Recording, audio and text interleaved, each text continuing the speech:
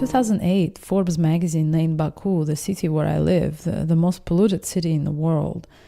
I was surprised to hear that and decided to look into the reasons behind this grim statistics.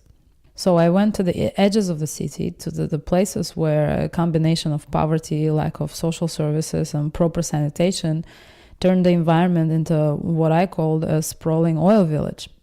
I photographed people living literally in the shadows of leftover rotting Soviet infrastructure, living dangerously in a hazardous environment of ruins, industrial ruins. They were pushed to the edges of the city as they couldn't cope with inflation and unaffordable real estate in the center, so they relocated to makeshift homes on oil fields and abandoned factories. Many of them are refugees of war, rural populations who lost everything and ran into the city to be safe and find work. As I photographed, I also witnessed that in spite of all this hardship, that the human spirit prevailed and life goes on in this dangerous urban concoction.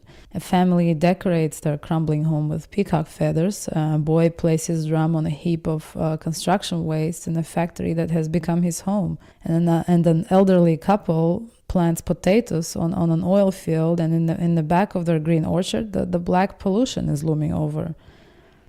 The government developed a plan to improve the ecology of Baku in 2006, and one of the highlights of this plan is to build a waste-to-energy plant on 20 hectares of land in Balahane village.